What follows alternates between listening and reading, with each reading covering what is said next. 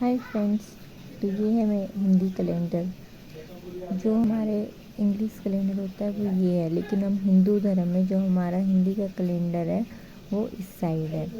हमारा जो नया साल होता है वो हमारे चैत के महीने में शुरू होता है, जो कि इंग्लिश कैलेंडर के हिसाब से अप्रैल में है।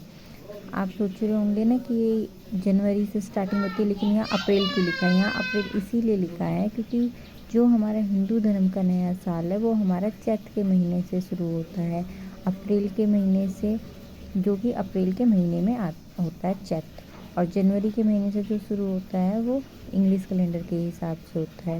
तो मैं आप सभी से रिक्वेस्ट करती हूँ, आप सब अपने बच्चों को, अगर कोई टीचर ये देख रही है तो वो स्कूल में, अगर कोई हिंदी टीचर ये देख रही है तो हिंदी में जब आप बच्चों को सिखाते हैं तो ऐसे हिंदी में लिखना ना सिखाएं, उनको हिंदी में सही हिंदी मातृभाषा में हमारी में ऐसे ही बताएं कि महीनों के नाम, ताकि हर बच्चों को हमारे देश की भाषा, हमारे देश का कैलेंडर हर एक बच्चे को पता होना चाहिए। इंग्लिश सीखना बहुत अच्छी बात है, लेकिन उन्हें हमारे देश की मातृभाषा की अभिज्ञान पूरा होना चाहिए।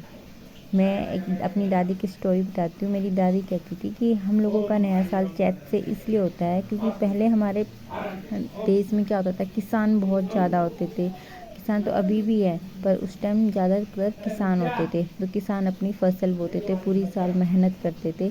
उसके बाद चैत के महीने में, जो कहते हैं, जो मतलब हरियाणा के होंगे जिन्होंने खेती करी है वो तो जानते ही होंगे, हमारे यहाँ कहते हैं लावनी आ रही है, तो वो लावनी होती थी।